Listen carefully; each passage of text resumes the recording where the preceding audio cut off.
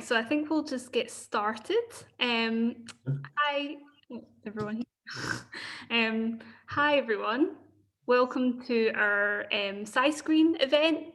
For anyone that doesn't know who we are, we're ScotSci Edinburgh, and we are an outreach organisation.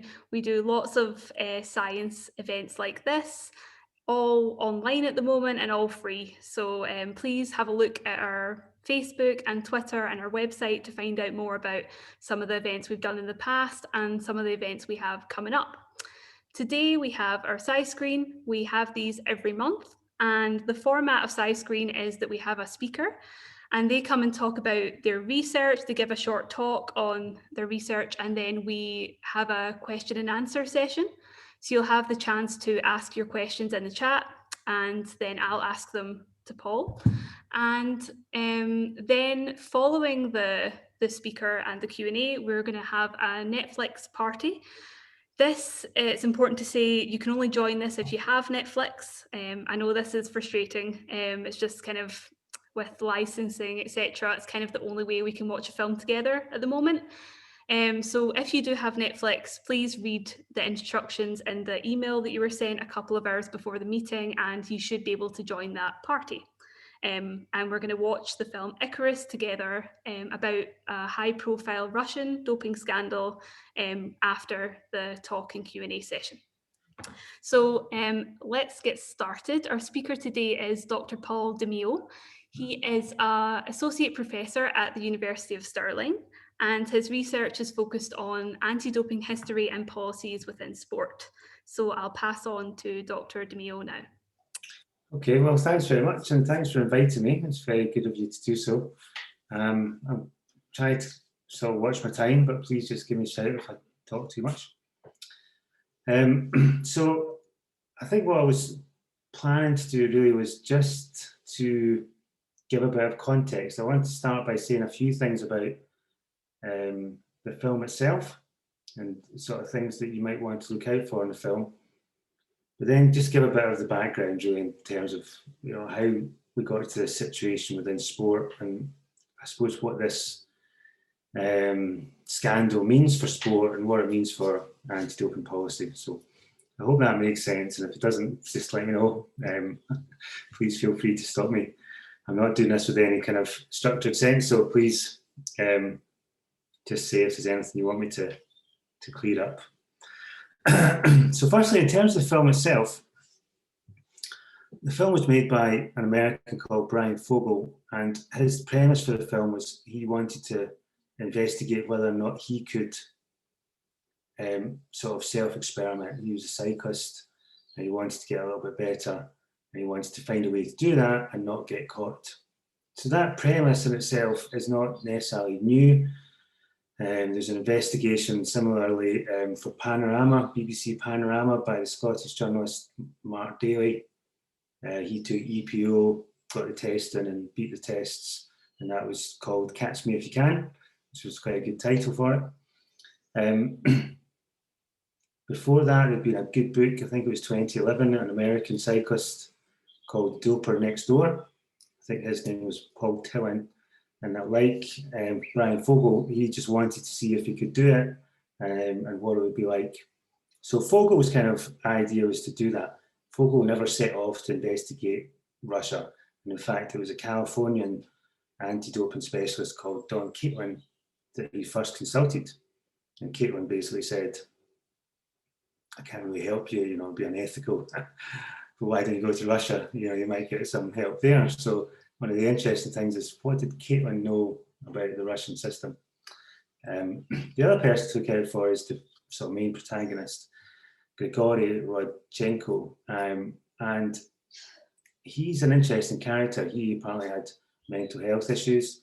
He had tried to commit suicide. He'd been put in an asylum, and he was basically on the edge of sort of everything. But he was the person that the Russian authorities thought would be capable of setting up a doping system. So they released him, gave him instructions of what to do, and told him that he would kind of have a better life, I suppose, if he could, you know, deliver what he wanted. He's now in hiding in America. And one of the interesting things about the film is I'm not going to give you my speculative reasons for this, but the question you could ask yourself as you're watching it is, why did Rodchenko even get involved? His life is essentially at risk if this scandal blew open. And there was another person, his first name I've forgotten, his surname was Kameev, who was also part of the system, and he tried to escape and died suddenly of a heart attack, even though he was fit and healthy and he'd just been on a skiing holiday in Bulgaria. So there is a real threat to the people involved in this. So just tracking back a wee bit on that and give a wee bit of the background. So you might have heard that the Soviets and the East Germans and other East European countries had systematic doping policies through the Cold War period. Some of that is true, some of it's probably true. The thing we know about the most, because we have the records, because they're no longer a country, is East Germany, and it's been pretty well established that over the course of 2 decades, the East German system had over 10,000 athletes, all basically told that they need to dope, some of whom were as young as 12, 13 years old, and some of whom didn't give their consent. It was hugely successful, and in a way it became their system as a whole, not just their doping, or maybe not their doping, but their academy system and their highly intensive training system became the model for most high performance sports systems in the world. But the East Germans, a country of 16 million people, had come in the top 3 in summer and winter Olympics right through the 1970s and 1980s. Absolutely unheralded, unprecedented level of success. But all that information came out in the 1990s. Some of the records were taken from East Germany and from the laboratories and the high performance training centers and taken to America and published in English. And also there was a reunification trials in which the sort of architects of all the sort of criminal systems in East Germany were put on trial. And athletes were allowed to come forward and tell their stories about how they were forcibly given doping products. So all of that happened in early and mid-90s. The World Anti-Doping Agency was formed in 1999. So not just because of East Germany, because there were scandals in cycling and athletics and weightlifting and this general sense of a lack of standardization and a lack of testing worldwide. But one of the things that World Anti-Doping was supposed to do was to prevent another East Germany. And I think what really struck me when this information came out about Russia, as it sort of trickled out in 2014, 2015, and then kind of, really hit the headlines in 2016 ahead of the Olympics, was the World Anti-Doping Agency had singularly failed to prevent another East Germany. They just allowed this to happen again. And so for me, as a sort of my interest in policy and the development of policy and impact policy, I think it's a huge failure at a time when, after the Lance Armstrong case and a few others, it looks as if anti-doping was making some progress. The sheer audacity of the Russian doping system is absolutely unbelievable. And I suppose it's not. I'm going to try to sort of break down some of the components of that so you kind of know what to expect. So one thing is, when an athlete gives a sample, a urine sample, they deliver it into one bottle. Bottle gets split into 2 bottles. The bottle gets sealed, sent to laboratory, unsealed, obviously tested. The B sample is kept sealed. So the Russian secret service, the FSB, managed to find a way to unseal the bottle, replace the contents, then put the seal back on without anyone knowing. So that's the sort of detail of part of their system. Another detail is that they had a shadow laboratory, and you'll see this in the film. So a urine sample you thought might be positive, you would just basically put it through a hole in the wall, and the people on the other side of the laboratory would do this, what they call the disappearing positive methodology, swap the sample and put it back through. So even though we're talking about a WADA accredited laboratory in Moscow that would have had auditing and observation and monitoring by WADA, they were still able to cheat the system. And I think, to me, that's one thing that came out of this, that if those fundamental principles of an accredited laboratory and the delivery and storage of the urine sample and the National Anti-Doping Agency and the national level sports agencies that were all in this together, then it just totally corrupted the system. And it showed how, even with a stronger anti-doping policy which WADA had put into place, it was still possible to cheat the system. A couple of other things which I think are of some interest. The whistleblower, the whole thing about whistleblower evidence. So WADA was set up in 1999. The first World Anti-Doping Code was produced in 2003, and it focuses almost entirely on analytical evidence. And in that particular time period, you were only using urine samples. So later on, you could use blood samples, but it was very focused on the athlete, the individual athlete, what was in the athlete's body. The strict liability rule meant that athletes were responsible for that, regardless of how it got there. Sometimes didn't know how it got there, but they would still be punished. There were some violations and sanctions for sort of what they call administration or tampering with the doping control process, or trying to avoid taking a test. So that idea of the collusion of a coach or a doctor was built into the code. But there is nothing in the code, not a single thing in that World Anti-Doping Code in 2003 about sanctions for organisations or for countries who have a systematic doping programme. The whole thing is set up for the individual athlete. Now, it was the Lance Armstrong case in 2012 that was the first time that non-analytical evidence was used to successfully impose a sanction. So Armstrong famously never tested positive, and it was only in the aftermath, when his career had finished, that details started to come out of who saw him doping, who knew where the supply came from, the records of what they bought and what they used, and so on and so forth. So the use of non-analytical evidence doesn't really come into the World Anti-Doping Code in a systematic way until 2015. And also there's no protection for whistleblowers or any additional kind of support for whistleblowers until the 2015 code. So when this starts to leak out, the information around this leaks out 2013, 2014, 2015. Actually, WADA are not in a good position to deal with it. And quite famously, the president of the World Anti-Doping Agency, a guy called Craig Reedy, who's from Scotland, who's from Stirling, who we gave an honorary degree to, actually said, I'm not entirely sure we can do much about Russia.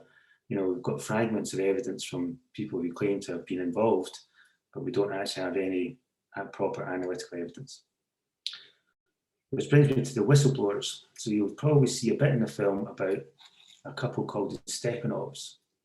So Vitaly was a coach, and Yulia was an athlete. And Yulia tested positive. She didn't really know how that happened, because it should have been a quite well-managed doping program that she was on. But she basically said, well, if I'm going to get a ban, I'm going to, tell my story here. And they kind of fled the country to tell their story. So it seems, and I'm reading between the lines here, that the Russians were actually carefully selecting a small number of athletes that they would kind of hang out to dry as sacrificial lambs, that they would say, we've got a doping testing system. You can see some people are testing positive. So when Yulia Stepanov tested positive and they said, oh yeah, you're in trouble now, you've got a ban. And they knew that there was a disappearing positive methodology going on. Both of them were really annoyed and basically went to the media, the Western media. So there's a German journalist who works for ARD, and there's a Sunday Times journalists as well who were all over this. So I always find these little moments in history interesting. If she hadn't tested positive, or if she had been allowed to be part of the doping system, none of this would have happened. They would have had no information to actually go into Russia and start looking around and sniffing around and seeing what they could find. So actually, this film, Brian Fogel's film, is ahead of the game of the WADA investigations. And you'll see, I think, as part of the film, that that's kind of unfolding at the same sort of time. So it's really kind of history in the making. He got really lucky in terms of his timing as to what happened and when and why and how pieces sort of fell into place. Some of the consequences, to be honest, a complete dog's dinner of what to do with Russian athletes in terms of, are they allowed to compete in international events? So, as I say, there's no provision for banning a country. So they tried to ban a country, of which the Russians appealed, and then it was upheld that they couldn't compete en masse. But individual athletes went to the Court of Arbitration for Sport and said, look, there's no evidence that I've tested positive. I wasn't in the system. I don't know anything about it. I want to compete. So I think in the Winter Olympics, that was allowed to happen. But then there's been international events where it hasn't been allowed to happen. And then there's been this kind of ban on Russia hosting events. So that has been a bit of a mess. Another interesting thing that's come out of it, though, is a piece of legislation in America called the Rodchenko Act, named after Grigory Rodchenko. Now, he's in hiding. He's been trying to get more information while he's in hiding. And almost in recognition of what he's done to expose the Russian system, the American government said, it's great, we can have some new legislation and we'll name it after Rodchenko, the great kind of expose whistleblower who's told us all that we need to know about Russia. So the interesting thing about the Rodchenko Act is that it's quite controversial, because what it gives is American government power to take criminal action against dopers in other countries. So this extension of power has gone beyond the athlete now, way beyond the individual athlete that was originally focused on, and it's now actually in criminal courts and apparently international jurisdictions. And that's one of the legal issues about WADA, is how much jurisdiction do they have in other countries. And I know that they're struggling with countries where there's basically corruption and human rights issues going on. And they're struggling to get in there to find out what's happening with athletes and athlete welfare and duty of care and all those things, much less anti-doping. So probably covered most of what I wanted to do in terms of setting this up. Happy to take questions. Happy to explain a bit more about how anti-doping works or doesn't work, as the case may be. Or I can speak more specifically about some aspects of the Russian situation. Although I did look at the Wikipedia page a couple of days ago, and I just got totally overwhelmed by the amount of information that's on it now, because so many cases have come forward. So yeah, I'll just leave it there, and happy to take any questions. I hope the timing of that was about right. Yeah, that was great. Thanks very much, Paul. That was brilliant. It's a really interesting introduction to an area where I feel like not many of us actually know much about at all. So okay. I hope I didn't go too far ahead. No, not at all. It was really, really interesting to hear. I've already got one question in the chat just now, which is Catherine is asking, how did Lance Armstrong manage to not test positive? Yeah, okay. So I know a little bit about that. So basically what they did in that time period was called microdosing, primarily. So if you were using testosterone, they would use it in such small doses and regularly that they knew that it would be out of their system, what they call the glow period.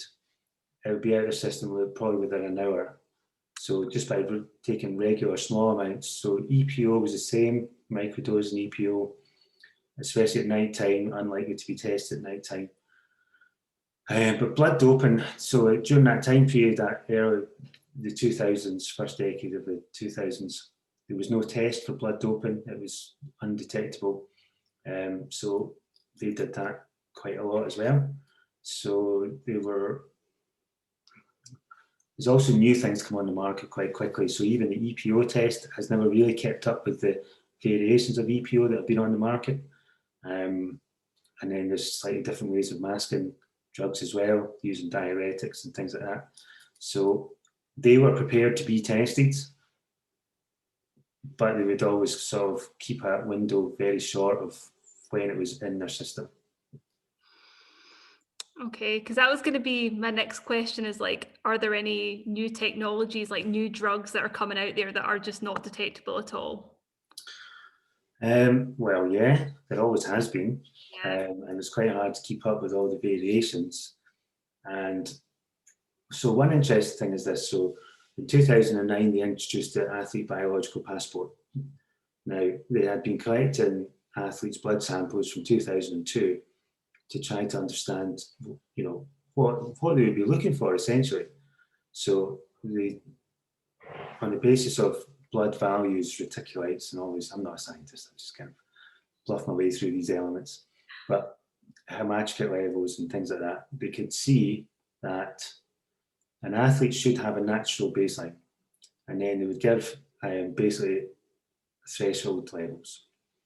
So if you look at athlete biological passports, that's exactly what you see. Is you just basically see the middle line, the top line, the bottom line, and then this spike in levels. So the biological passport was supposed to be a longitudinal thing. So an athlete who was tested every couple of months, you could see if there was any variations over a period of time. And the idea was if they were blood doping or using EPO or trying to manipulate the blood in any way. Now, the data they collected up to about 2011 was leaked and is published in this absolutely fantastic website by the Sunday Times called the doping scandal, or the blood doping scandal. And in some countries, speculatively Russia, the number of athletes who had suspiciously high levels was over 80%. Now that's before the policy came into place to punish athletes if they did go over the levels. After the policy came into place, everyone is right within the threshold. So the science involved in this is, so specific that they know exactly what they're doing all the time, and they can monitor. There's a number of drugs that you're allowed up to a certain threshold. You might have heard of the Chris Froome case a couple of years ago where he took salbutamol, so he was over a threshold, and that's how he got into trouble. So there was an argument about the science of how he got to over the threshold. So yeah, there are lots of things. The big threat on the horizon is genetic manipulation, and there isn't a test for that, I don't think.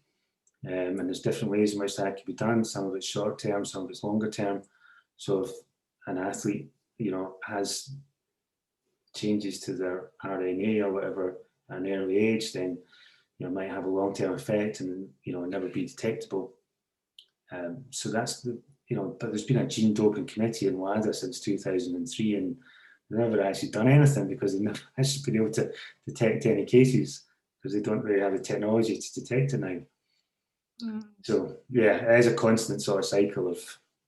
That's crazy. I never even thought about the genetic. I didn't even think about that. But I guess, if there's certain aspects in the genes that can make people a better athlete, they're going to want to manipulate that. So yeah, that's scary. There's a few more questions in the chat, so we'll just get to them. Steve is asking, can an individual be involved in doping without the team or association knowing about it? For example, the story about Dr. Neil Black.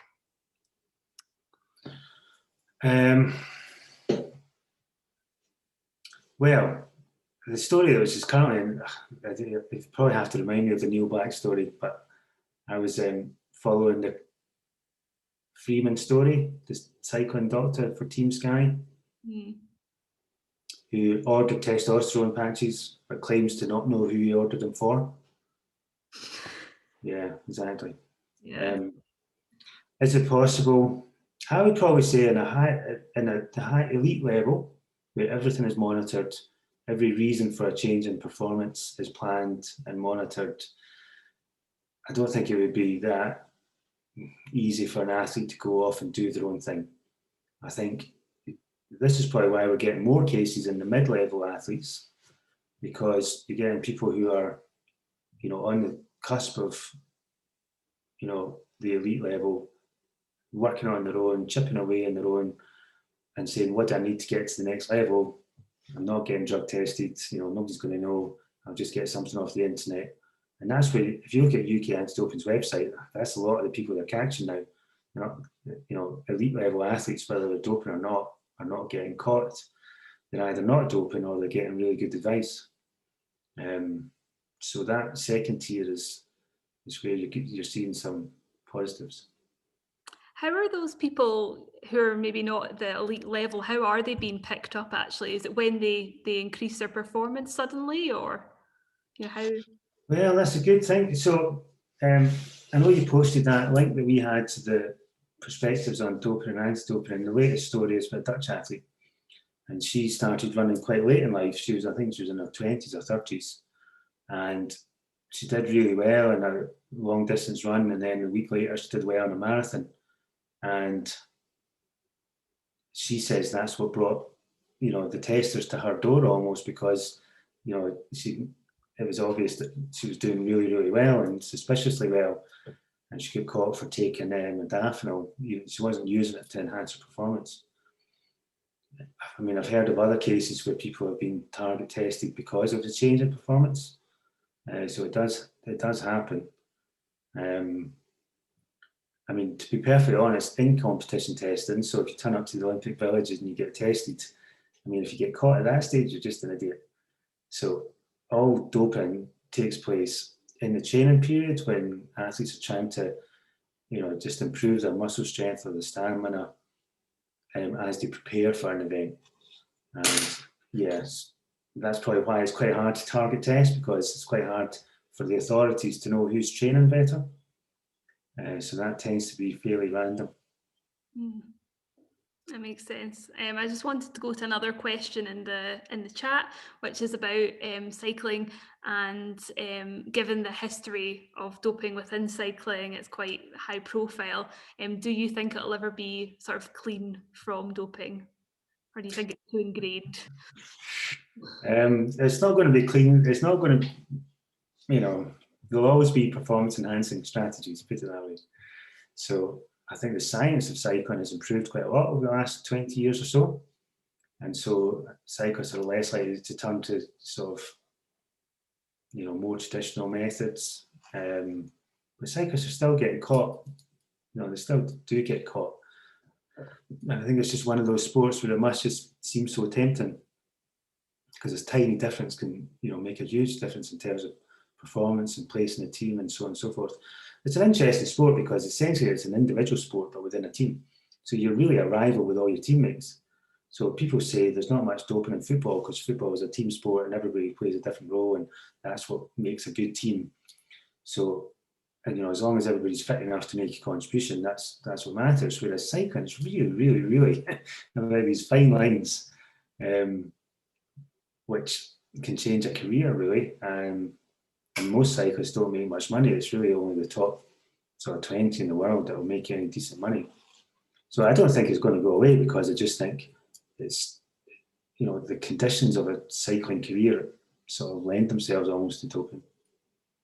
This is another question that's kind of linked to that, actually, which is asking if you actually have spoken to athletes involved in doping, and if you have any sort of, I guess, your own personal view on what the psychology is behind it. Why do people do this? You've sort of answered it for cycling, but yeah.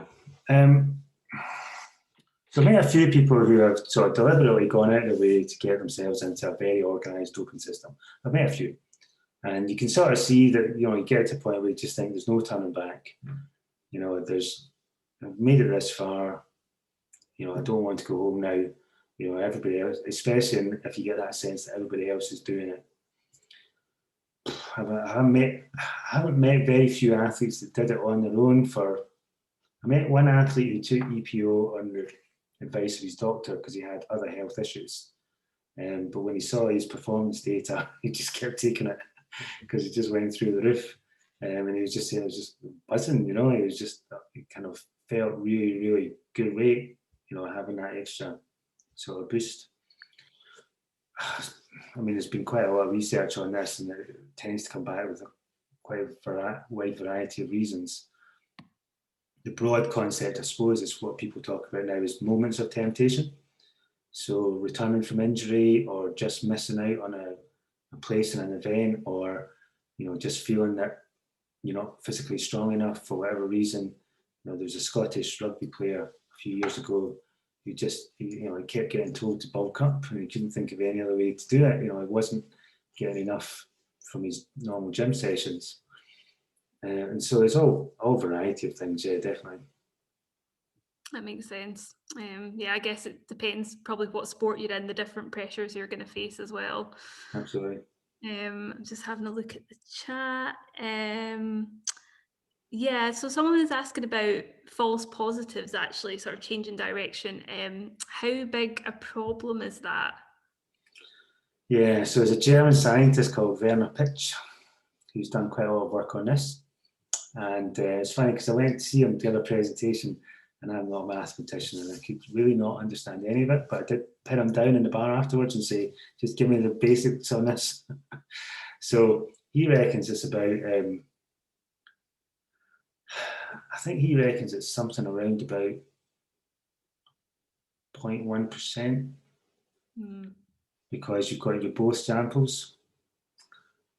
But if you take it, there's going to be, I'm doing this off the top of my head now, there's something in the region of 350,000 tests a year globally. So what does that end up at? 40 or 400, I can't remember. But anyway, there is a certain number, and it is a bit concerning because nobody can disprove it, of course.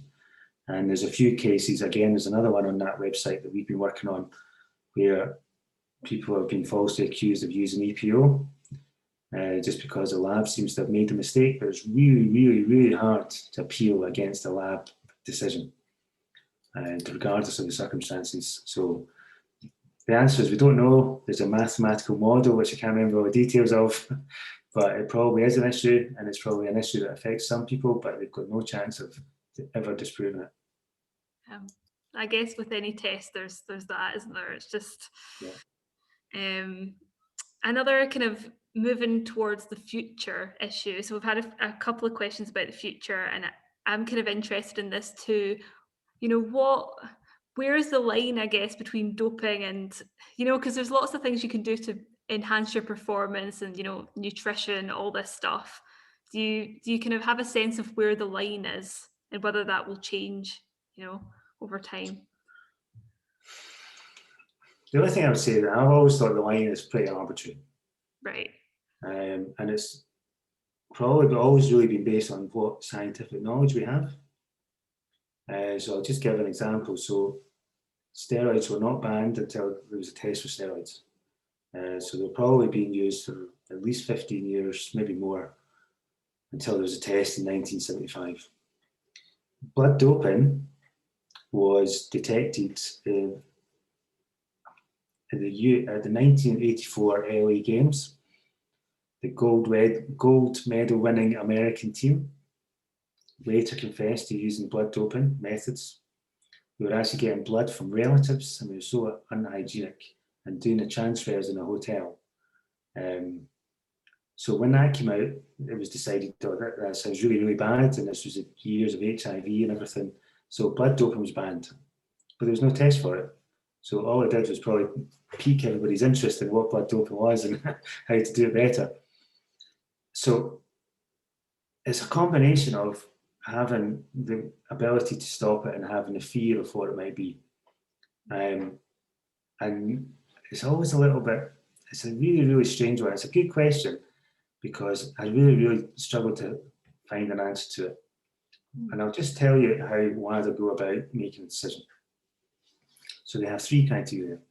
And for a substance or a method to be banned, it has to violate 2 out of 3 criteria. Okay? You've got to listen to this because it's just nonsense. So the first one is a risk to the health of the athlete or potentially a risk to the health of the athlete. The second one is performance enhancing or potentially performance enhancing.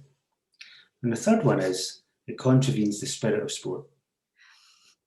Okay, so it doesn't really take anybody with a bit more common sense to think that that isn't actually a set of objective criteria that anybody could sit and just properly implement. And there's two researchers, Roger Pielke and Eric Boyer, who went through the list of banned substances and decided that at least half of them, there's no evidence that they're performance enhancing. So we have a huge list of both. It's like well over 300 substances. And you just get these really, really strange circumstances. So I'll give you an example. 2002, the Scottish skier Alan Baxter tested positive for lead methamphetamine after winning the bronze medal, the only British skier to have won a medal at that stage. He's from Aviemore, he's got a shop in Stirling, he's a really nice guy, but this really, really overshadowed his career because he lost his medal. So the games were in Salt Lake City. His event was on the last day. So on the last day, all the anti-doping equipment had been packed up and taken away. So his test got sent to the UCLA lab, which is ironically the one run by Don Caitlin, who you'll see in the film, but it's a well-established lab that was set up for the 1984 Olympics. So their detection machines are much, much more sensitive. So they detected the lead methamphetamine. The on-site lab would not have detected it. So then it goes to the committee, and the committee say, lead methamphetamine is not actually methamphetamine, it's an isomer, and it's only on the list because the list says methamphetamine and related substances. But the scientists, Arnold Beckett, one of the leading anti-doping pioneers since the 1960s, said there is absolutely no evidence that lead methamphetamine will enhance performance. It's not methamphetamine, it's not amphetamine, it's not one of the closely related compounds. Then it was established that the reason it got into Alan Baxter's system is because he used the American version of Vicks inhaler. So he'd had the British version cleared by his doctor and by the British authorities and the IOC and everything, but the American version has this additional compound. So he lost his gold medal. But in the aftermath of that, the question then becomes, what did he lose his gold medal for? There's no evidence that anything that he did changed his performance in any way whatsoever. And as a downhill skier, I can't even imagine taking amphetamine would really make you a better downhill skier. And so the list is actually really, really, there's a concept called standardization. It's the same list for every sport. And that as well doesn't make any sense. So, there's been cases where athletes have tested positive for something which is not going to change anything in their sport. Recreational drugs are on, so people have lost their medals for testing positive for marijuana. Again, it's not going to change their actual performance. Mm. So the list is arbitrary anyway, so trying to say how it might change is really, really difficult, and I can't. One thing about it is it's enormously bureaucratic, getting things on and off the list. So one example is the marijuana threshold. So in 2003, it was set at such a level that you could be sitting in the same room as someone, passively smoke it, and the next day still test positive. So in 2013, that was changed. So it was a much higher, much lower level, whatever way around. So you're much less likely to test positive. But then I think, what about all those poor people who got caught under the original rules? And there is no case for appeal because they've wrapped it all up with the Court of Arbitration for Sport. And if you're compliant to the code, you're not allowed to go to any other court to make your appeal. So, none of this stuff, the athletes have no rights to actually appeal against these really bizarre decisions. Sorry, I can talk all day about this once you get me started. No, it's really, really interesting. It's I never realised it was so complicated. And how does it work if people are? Is it okay if they're prescribed a medication? They can take it. It's just if it's not been prescribed, then it might cause it. That's okay. That's how it works. Well, it's a slightly different system called the therapeutic use exemption system. So whether or not it's prescribed, I suppose, they have to come forward and say, I'm taking this because of a diagnosed condition. Right. But we've had cases. There was an athlete I spoke to who was in his 60s, was prescribed testosterone for health reasons, and then tested positive in some local hammer throwing event or something, and was banned for 2 years and in the local newspaper because he's a doper. I mean, you get these ridiculous situations, and he's saying, well, I can understand why this rule was put into place to stop people cheating at the Olympics, but my doctor gave me this for Parkinson's, so how is this in anybody's benefit to ban me from sport? Yeah. I mean, it's a kind of bizarre system when you start to unpick it. It is. So there's another question in the chat about, I guess, whether we should allow some forms of doping, and there's basically a question about, should we have an Olympic Games that is allowed and Olympic Games that's not allowed? Could that resolve some of the issues? Or Yeah, I mean, well, I don't think they'll ever do that in the Olympics. The Olympics were one of the first organisations to ban doping.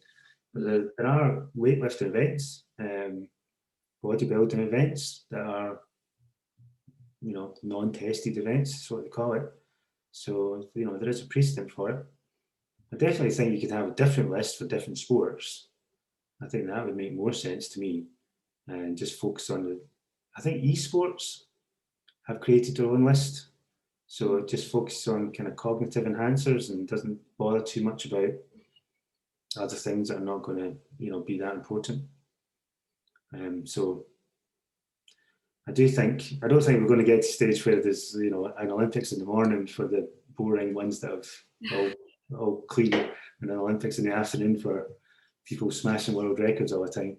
Yeah. It'd be fun to watch, I It guess. would be fun. I know, exactly. I just think if you can have Love Island and stupid things like that, then why not? It's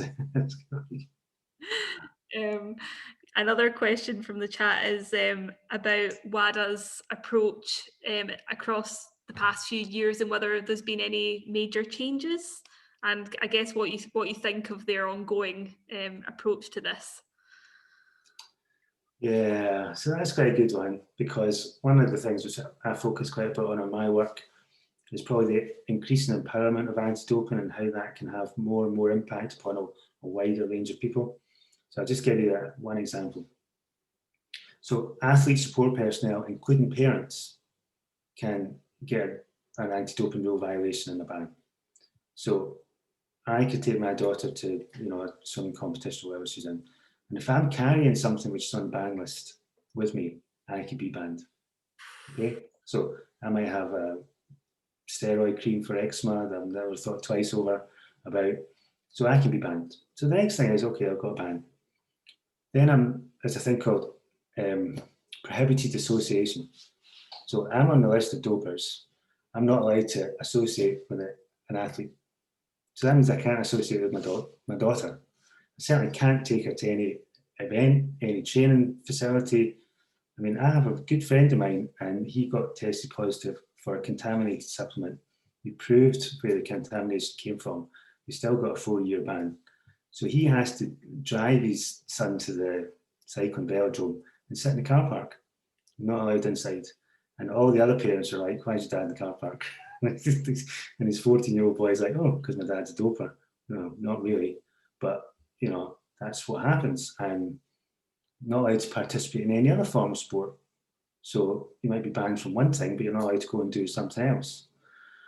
And the stigma that's attached to that for any form of doping, and I think this is something which I think is really important, that somehow or other there should be an awareness that a really significant number of people who test positive, and there's been some research studies estimated at between 40 and 50%, actually do so for non-performance enhancing drug, or completely inadvertently or accidentally. But they're all announced as a doper and given a doping sanction, and not allowed to compete, not allowed to train, not allowed to, hang around with their teammates, all this kind of stuff.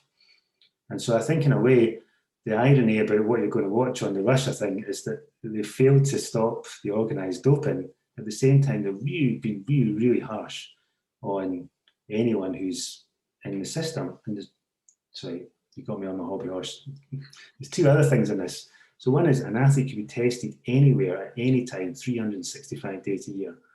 So they have no right not to be tested. And if a tester comes to their house, they have to let them in. And they have to be chaperoned. So wherever they go, once they've been notified of the tester has to be with them. And then when they deliver the sample, the tester has to watch them literally deliver the sample, pee in a bottle, half naked. I mean, it's just dreadful. I mean, where else in the world would you get such a thing to happen? The other thing which is really problematic is people don't know they're in this system. So if I went to the local bowling club and joined the local bowling club, and the bowling club's part of the Scottish Bowling, and Scottish Bowling is part of International Bowling, whatever that's called, International Bowling Federation, and the International Bowling Federation are a signatory to the World Anti-Doping Codes, then I am under the World Anti-Doping Code jurisdiction just because I go to my local bowling club. But nobody's probably going to tell me that. So without education I could fall into all these number of chaps who are testing positive for, any sort of medicine or marijuana or whatever. And equally, they have the right to come to my house and follow me to the bathroom and follow me everywhere until I'm ready to go to the toilet. I mean, it's just quite unbelievable because it doesn't really work to achieve clean sport, but it has all these huge kind of negative consequences. Yeah, that's really interesting. I don't think I realised the kind of impact on individual athletes. And yeah, they could just do something at the wrong time, I guess, and just it could impact their whole career. Well, and junior athletes are obviously under the tutelage of a coach or a parent, and but if they test positive, it's on them. Yeah. And equally, the urine observation process for a junior athlete, I mean, that is highly questionable, just from a duty of care point of view, child protection point of view. Yeah. So I guess is your kind of take home, what are your take homes? Because I think we're gonna kind of wrap up now. Well, again, it's just watch the film. I think about as I say, the background was World Anti-Doping Code was designed to stop this from happening. This very thing you're about to see happen was not supposed to happen. It was supposed to be consigned to the distant Cold War past. And then I think the individuals involved, the whistleblowers, the filmmaker, Rodchenko, what are their motives? What did they do? Why did they do it? There's some really, really great scenes in the second half when the WADA officials find out what's been happening, and they're really distraught and shocked about it. So it is dramatic. I think you'll enjoy it. I mean, it did win. Did it win an Oscar or something? I mean, it's pretty high profile. Yeah, I've been wanting to watch it for ages. I'm happy I finally got a reason excuse to watch it. So I'm really looking forward to it. I haven't looked in the chat actually, but I'm very grateful for everybody's comments and for listening to me and I'm just reading it now. So thank you to people who have been nice enough to say thanks. I really appreciate having this opportunity. It's been absolutely fantastic. I've learned so much, and I think we've all really enjoyed it. So thank you so much. Well, good luck, and let me know how it goes, and I'll probably try and come along to one of your future events. So hopefully we'll get a chance to meet again. Brilliant. Thank you so much. I'm just going to share a final slide now, just before we end and go to the Netflix party. I'm going to send the link. I'll just switch back to me. I'm going to send the link to the Netflix party in the chat now. So for people who are going to be joining that, if you click that link and then use the Chrome extension, it's like TP, red TP in the corner, you should be able to join. If you have any issues, you can send us an email. I am just going to share a final slide to let you know about our upcoming events. Hang on a second. Let's just share my screen. We're here. Okay. Right, so yeah, thanks to everyone who joined us today. And just to let you know, our next events are on the 8th of April. We have COVID vaccines Ask a Scientist. So we're going to have lots of scientists on there, and you can ask them all your burning questions about the COVID vaccines.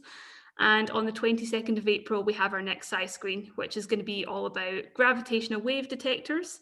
And we're going to be watching a documentary on LEGO.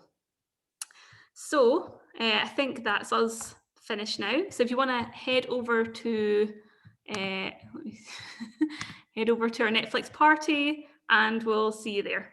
Thanks, everyone. Okay, thanks again, everyone. It's nice to meet you all. Nice to meet you.